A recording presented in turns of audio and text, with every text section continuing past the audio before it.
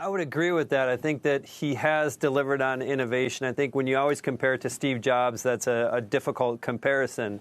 This gap, I think, to answer your question on the innovation piece, is he has been stoking a lot of great products and advancing them. If you think about what's going on with wearables or AirPods, those two combined now are 8% of the revenue. Those are businesses that didn't exist when Steve Jobs was running Apple. And so and the other piece around innovation that I think largely gets lost is this is a secretive company, and what they're working on isn't necessarily clear. When Tim Cook talks about the greatest contribution to Apple is going to be around healthcare, and separately how they think about mobility and AI, I think there's some pieces around that still are not reflected in Apple's share price and not reflected in Tim Cook's track record as an innovative CEO.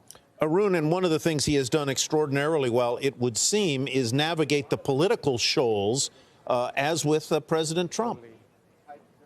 Yeah, I think that one of the biggest skills that a tech CEO needs to have these days is smart government relationships. And of all the tech CEOs in the United States, Tim Cook is top of the pile. He pushed back a bit on immigration early on. But since then, he's realized that Apple is a very different company from Facebook or Google. Apple depends very heavily on the US-China trade relationship. And so he has sort of forged this quiet relationship with Trump. You know, he's a good listener. Trump's a good talker. I think there's some synergy there. But yeah, I'm really impressed by the way that he has kept Apple sort of like, out of trouble and kept this relationship. It's a marriage of convenience. It's not an ideological relationship, but it's certainly one that is boding well for Apple shareholders.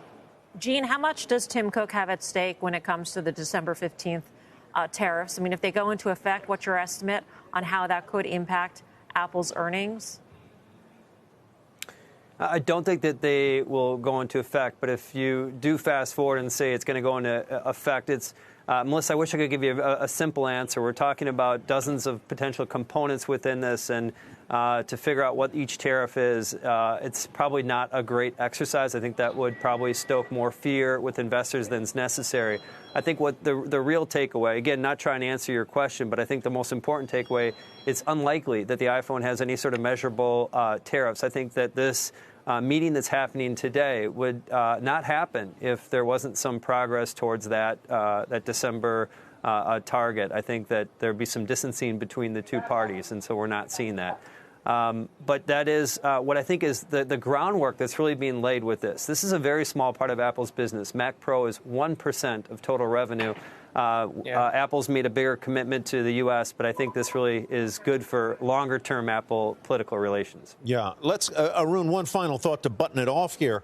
Not only has Mr. Cook apparently navigated the Trump administration quite deftly, he's also avoided sort of stepping in it with respect to China. He's done very well with those relationships, too.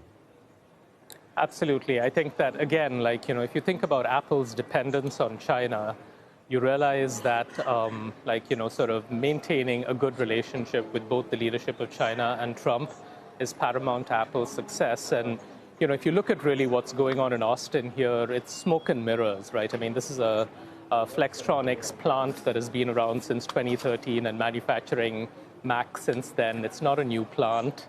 The $350 billion number that Trump keeps throwing around doesn't have anything to do with Apple's investments in the United States. It talks about the economic activity that is associated with Apple. So again, I'm not faulting Tim Cook for, not stepping in and correcting the president.